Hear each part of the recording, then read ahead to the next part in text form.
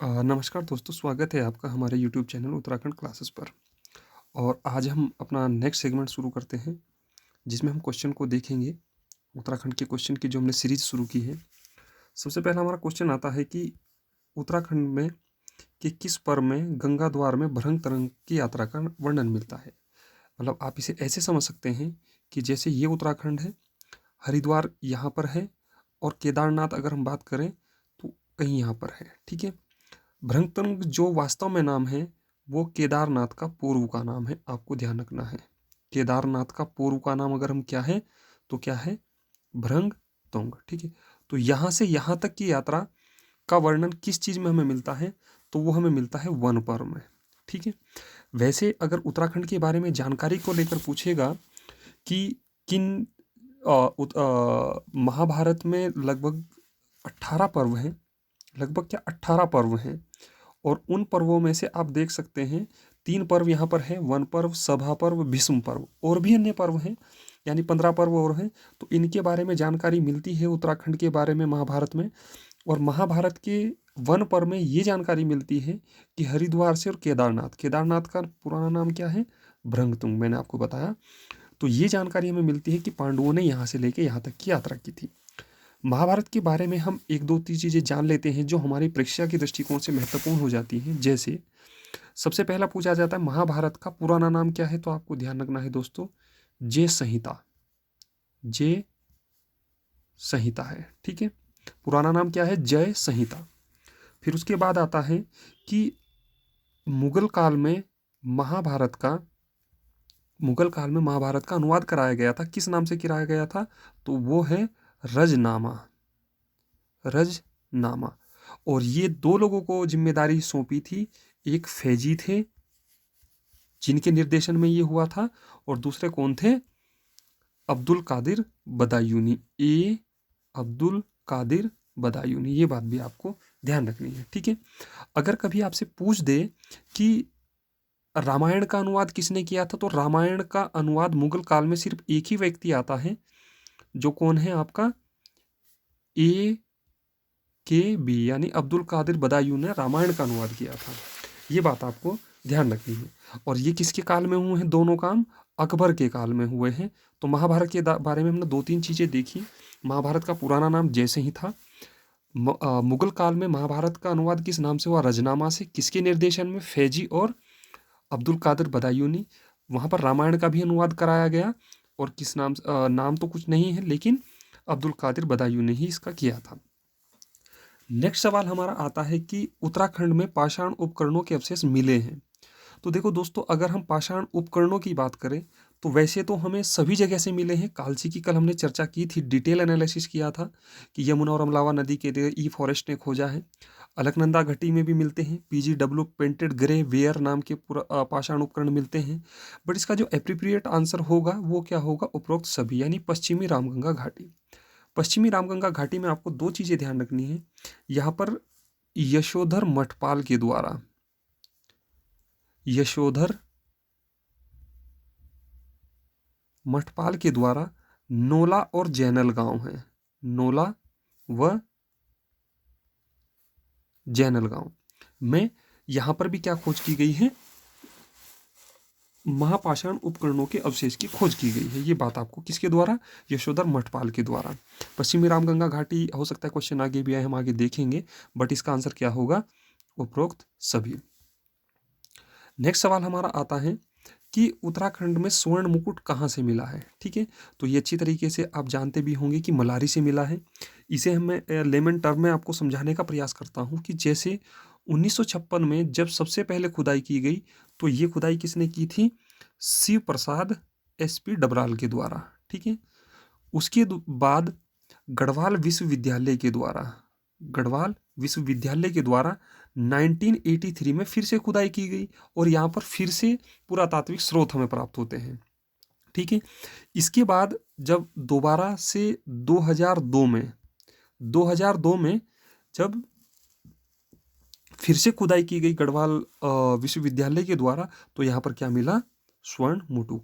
तो स्वर्ण मुकुट अगर कभी ईयर पूछ दे, वैसे बहुत रेयर चांस है कि ऐसे पूछेगा, बट ज़्यादा सवाल यही पूछने को मिलता है कि कहाँ से मिला, तो मलारी गांव। और मलारी कहाँ पर पड़ता है दोस्तों?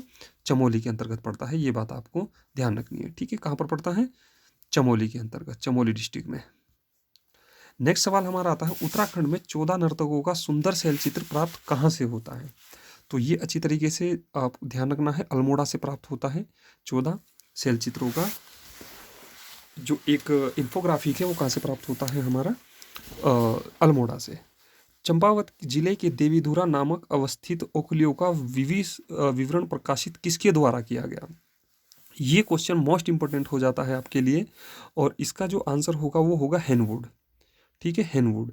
हेनवुड के बारे में आपको ध्यान रखना है कि 1856 में सबसे पहले पुरातात्विक स्रोतों की अगर खोज की बात करें तो हमारे यहाँ श्रेय किसको जाता है?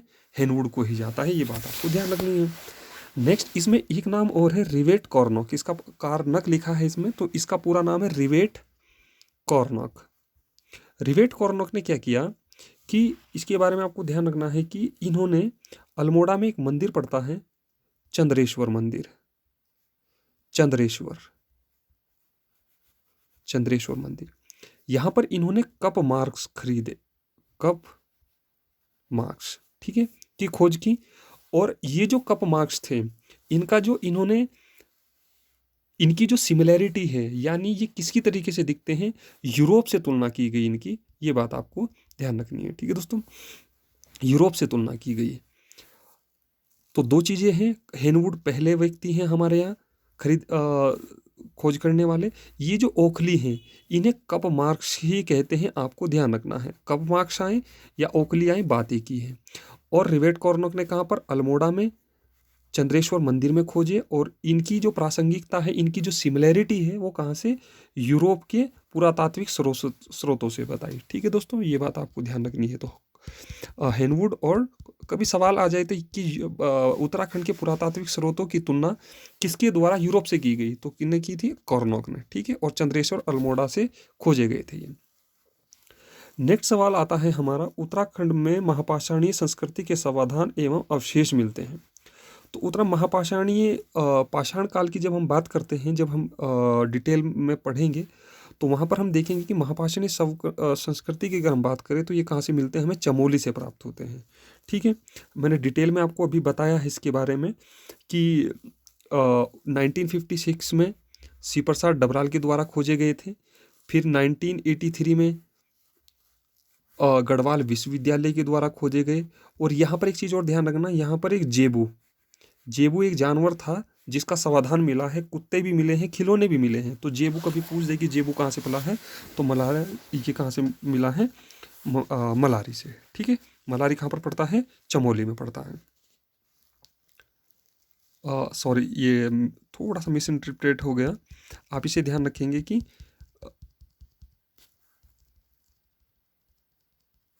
चमोली में है, और चमोली में कहाँ पर है?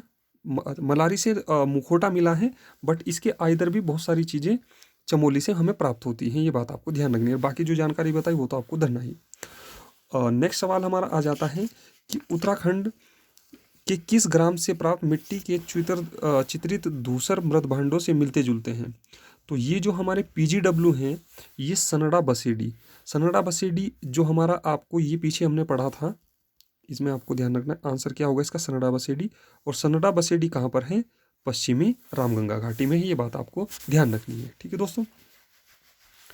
नेक्स्ट सवाल हमारा आता है कि एक चीज़ और यहाँ पर मैं आपको बताना चाहूँगा, हम जो पुरातात्विक स्रोत में जो बर्तनों के कलर मिले हैं, तो उनका एक क्रम आप याद रखेंगे, OCP। नेक्स्ट आता है OCW, ऑर्चर्ड कलर पोट्री, ऑर्चर्ड कलर वाइट।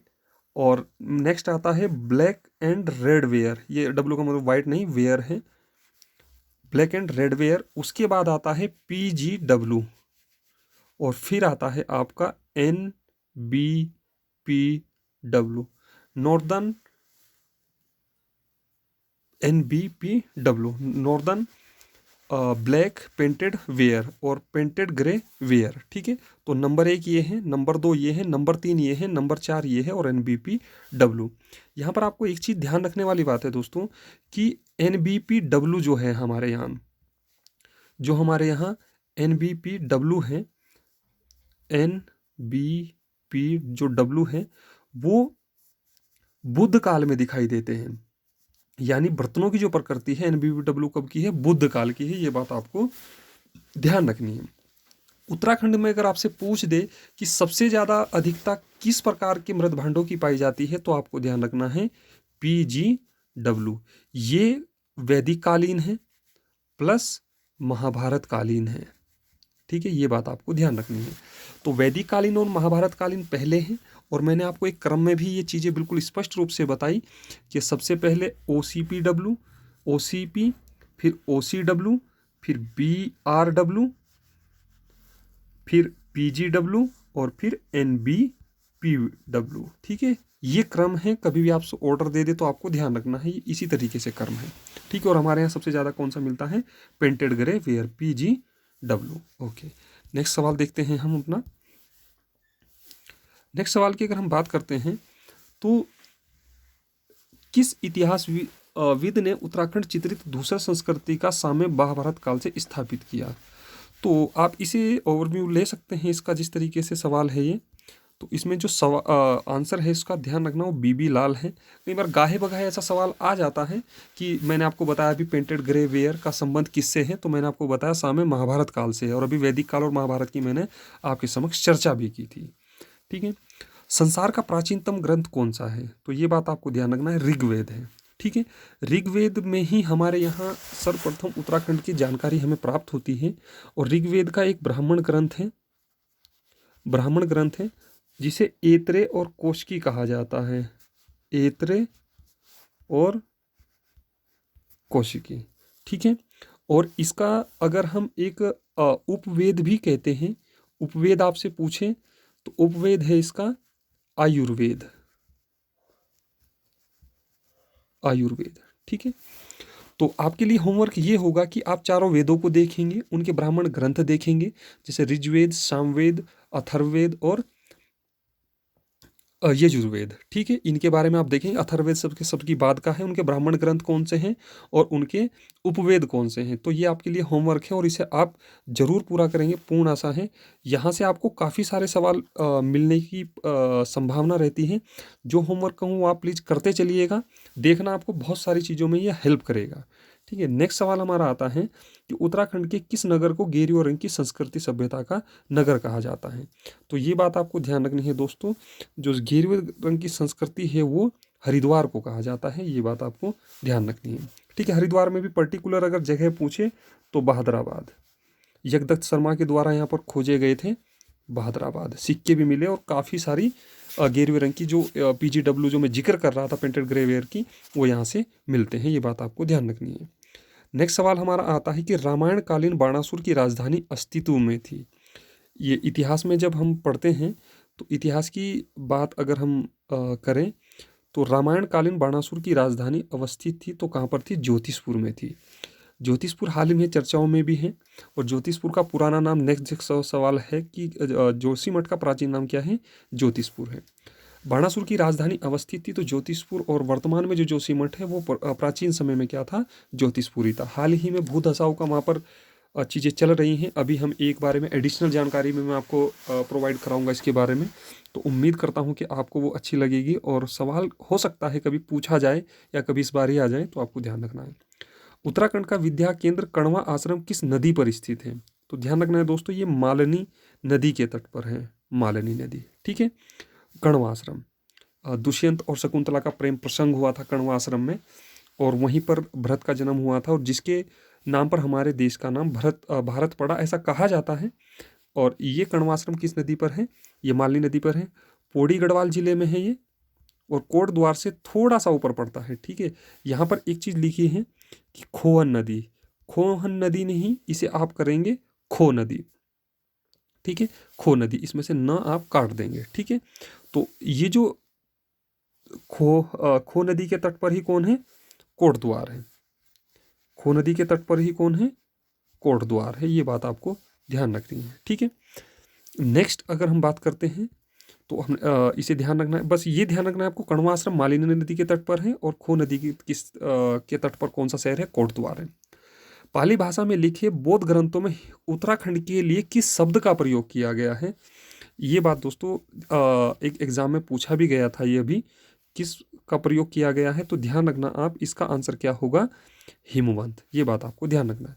अब वो कौन से बौद्ध ग्रंथ हैं कि जिनमें उत्तराखंड का जिक्र मिलता है, उन्हें भी हम देख लेते हैं। एक तो है जातक कथा, जातक कथा, ठीक है। दूसरा आता है दिव्य वदान, दिव्य वदान, और तीसरा आता है महावंश, महावंश। ये 3 बौद्ध ग्रंथ हैं जहां पर उत्तराखंड का जिक्र मिलता है, और किस नाम से मिलता है, हिमवंत के नाम से मिलता है। अभी हमने ये देखा कहां पर है, हिमवंत, ठीक है। स्कंद पुराण में उत्तराखंड के वर्तमान क्षेत्र को कुमाऊं क्षेत्र के लिए क्या वर्ड यूज किया गया है, कुर्मांचल। ये बात आप अच्छी तरह से विदित होगा, तो इसमें ज़्यादा डिस्कस हम नहीं करेंगे, लेकिन आपको ध्यान रखना है। पुराणों की संख्या टोटल यहाँ पर आपको ध्यान रखना है कितनी होती है, 18, और महाभारत में कितने पर्व हैं, 18। ये बात आपको ध्यान रखनी है। नेक्स्ट हमारा सवाल आता है कि उत्तराखंड के वर्तमान कुमाऊं क्षेत्र का नाम विष्णु के किस अवतार पर माना जाता है, तो कच्छप, वराह और कूर्म। तो इसमें आपको ध्यान रखना है दोस्तों, ये क्या है, कूर्म अवतार, ठीक है, कूर्म अवतार, कूर्म अवतार पर माना जाता है, ठीक है। वैसे वराह भी विष्णु का अवतार है और कच्छप भी विष्णु का अवतार है, लेकिन यहाँ पर जो मूल तौर पर पता लगा या फिर किस अवतार पर कुमाऊं का जो अस्तित्व माना जाता है वो किस पर है, कूर्म पर माना जाता है। ये बात आपको ध्यान रखना। नेक्स्ट सवाल हमारा आता है कि उत्तराखंड में ताम्र मानव आकृति प्राप्त हुई है, तो ये बात आपको ध्यान रखनी है कि ये कहाँ से मिले, बनकोट क्षेत्र पिथौरागढ़ से, ठीक है। इतना बात आपको ध्यान रखना है। नेक्स्ट है उत्तराखंड में गौरिक सदृश मृदभांड OCP, ये देखो OCP आ गया, कहाँ से प्राप्त होते हैं, और वहाँ पर भी मैंने आपको बताया था बहादुराबाद, और वहाँ पर आंसर क्या था कि हरिद्वार की हम बात कर रहे थे, ठीक है, हरिद्वार की हम बात कर रहे थे। कि सवाल एक बार देख लेते हैं हम क्या था। हाँ, ये सवाल था कि गेरुए रंग की संस्कृति सभ्यता का नगर किसे कहा जाता है, तो हरिद्वार को कहा जाता है। और नेक्स्ट सवाल क्या है, OCP ऑर्चर्ड कलर पोर्ट यानी कहाँ से मिलते हैं, बहादुराबाद से मिलते हैं, ठीक है। और अगर आपसे इन जनरल पूछे कि सबसे ज़्यादा कौन सा मिलता है हमें, तो आपको ध्यान रखना है वो सबसे ज़्यादा मिलता है PGW हमारे यहाँ। नेक्स्ट सवाल हमारा आता है कि किस इतिहासविद ने उत्तराखंड में फड़का-नौला शैलाश्रय की खोज की, तो ये बात आपको ध्यान रखनी है। ये किसने की थी, भाई साहब थे हमारे यशोधर मठपाल, और ये कहाँ से की थी, अल्मोड़ा, ठीक है। लाखोडियार के बारे में कल हमने पढ़ा था, वो श्याल नदी के तट पर है। तो दूसरा पुरातात्विक स्रोत हमारे यहाँ कौन सा प्राप्त हुआ, फड़का-नौला शैलाश्रय। नेक्स्ट आता है पेटसाल ग्राम शैलाश्रय की खोज यशोधर मठपाल ने किस साल की या किस वर्ष की, तो इसका आंसर होगा 1989। इसमें 2 चीज़ें हैं, अजय रावत में ये दिया है और एक दूसरी बुक है उसमें ये दिया है, लेकिन आप 1989 मानेंगे ये ज़्यादा अच्छा सही रहेगा आपके लिए, ठीक है। उत्तराखंड में नागफनी आकार का भव्य शैलाश्रय कहाँ से प्राप्त होता है, तो कल हम पढ़ के आए थे यशोधर मठपाल के द्वारा खोजा गया था, और लाखू उडियार से। और कल हमने लाखू उडियार के बारे में बात भी की थी कि लाखू उडियार की खोज किसने की थी। आई होप आप रिवीजन जरूर कर रहे होंगे। तो किसने की थी, MP जोशी ने 1963 में। ये बात मैंने आपको कल बताई थी और उसके बारे में हमने डिटेल से एनालिसिस किया था। तो थैंक्स फॉर वाचिंग, और आपसे मेरी हम्बली रिक्वेस्ट है कि चैनल को ज़्यादा से ज़्यादा सब्सक्राइब कराने का प्रयास करें और साथ ही लाइक और शेयर ज़रूर करें। उम्मीद करता हूँ कि ऐसे ही एक डिफरेंट जो क्वेश्चंस हैं आपके लिए, जो आड़ कबाड़ है वो मैं आपके लिए ना लेकर आऊँ, अच्छे क्वेश्चन का जो स्टैंडर्ड है वो लेके आऊँ, और एडिशनल जानकारी के साथ उत्तराखंड में आने वाली जो चीज़ें हैं उनमें कहीं ना कहीं आपके मार्गदर्शन करने का प्रयास करूं। और साथ ही एग्ज़ाम में क्वेश्चन उम्मीद है कि हमारे डिस्कशन से ज़रूर फ़ायदा होगा और आप एग्ज़ाम में कुछ बेहतर कर पाएंगे। तो आप अपने दोस्तों के साथ शेयर कर सकते हैं और चैनल को ज़्यादा से ज़्यादा सब्सक्राइब कराने की कोशिश करें। थैंक्स फॉर वॉचिंग, और उम्मीद है कि आप मेरी क्लास से लाभान्वित हुए होंगे। मिलते हैं नेक्स्ट क्लास में।